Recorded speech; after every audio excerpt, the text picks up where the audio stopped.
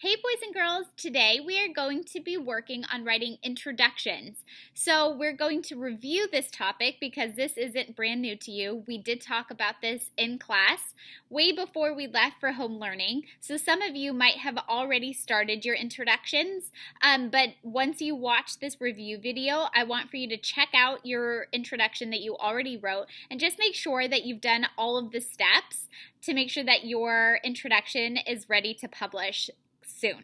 So we're going to be checking out a couple of mentor authors, and we're going to look to see how did they create a really great introduction to their book. And we're going to try to copy some of the things that they did to make sure that our introductions are great and ready for sharing in our published books.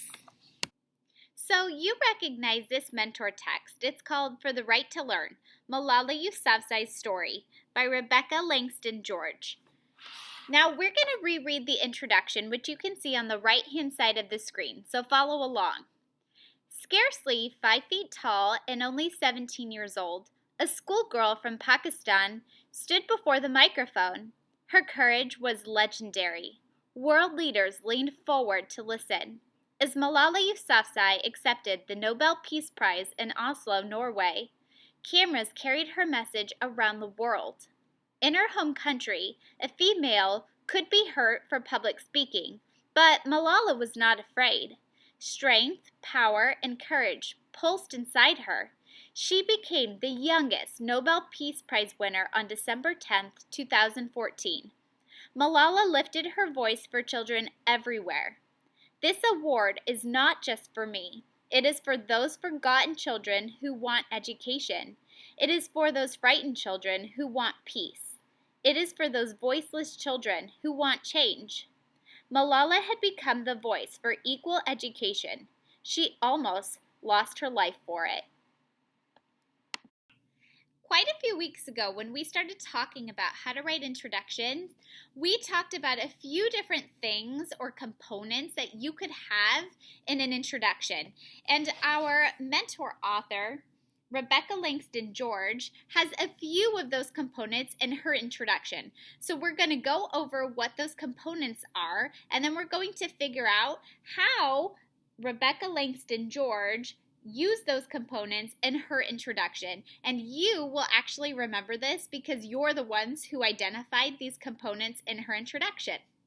One thing that you might want to do in your introduction is to state what your subject is responsible for doing.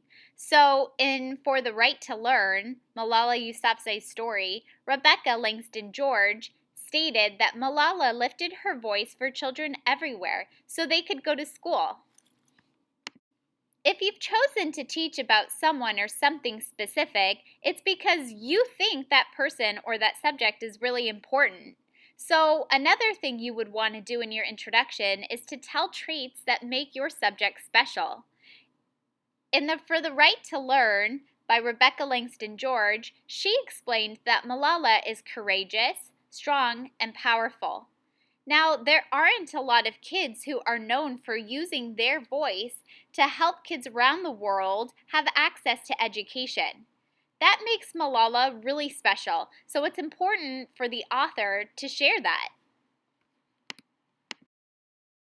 Something else you might do in your introduction is to share an interesting fact about your subject. For example, Rebecca Langston George explains that Malala is a Nobel Peace Prize winner.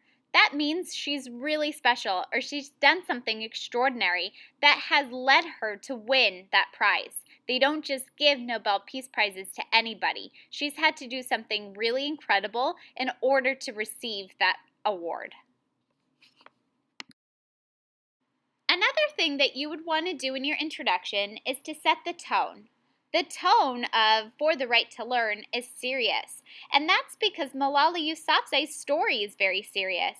As a child, she's seen and experienced so many serious things that probably only lots of adults usually experience. So the author wants us to know that right from the start. Malala's story is no laughing matter.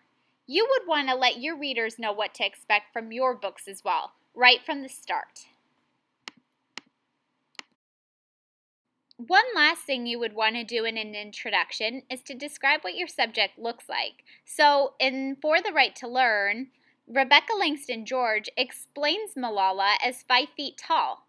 Now, you might not be describing a person as your subject. Your subject could be something like the Eiffel Tower, in which case you would describe what that looks like.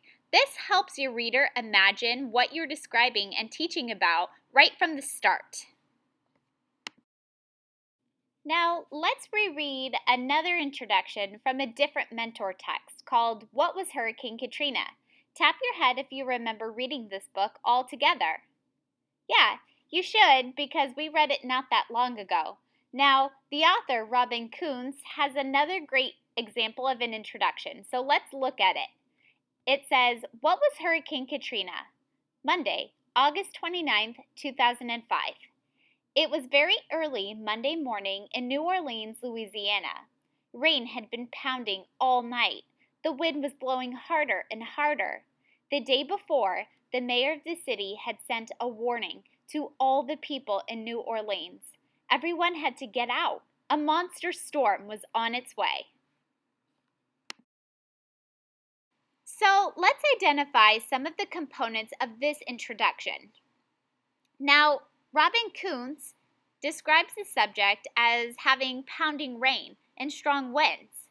That makes it really easy for those of us who have never seen or experienced a hurricane before to imagine one in our minds. She also tells traits that makes her subject special. So she could have written about any hurricane at all in the world. There's so many of them all the time. Why did she pick Hurricane Katrina specifically? Well, that's simple. That's because Hurricane Katrina was a monster storm. Now, Robin Kuntz also shared an interesting fact. She explains that the mayor had warned the entire city to leave town. Now, it's not every day that a mayor warns the entire population to leave. She also set the tone right from the start. Right from the beginning, we can tell that the story is going to be serious and there's a bit of danger involved as well. And lastly, she explains what the subject is responsible for doing. In this case, Hurricane Katrina caused major destruction to an entire city. Now, when we think about all of this information and we look at the paragraph that was written for the introduction, we can see it's actually not very long. It's a simple paragraph with about 5 sentences altogether. That means you're writing about 1 sentence per part. So in writing today, your job is to work on an introduction. Now, you might not be done with your 3 subtopic paragraphs, and if you're not, then you're going to want to wait until you finish those to start your introduction. Some of you also might have already written an introduction, and if you have, that's totally fine.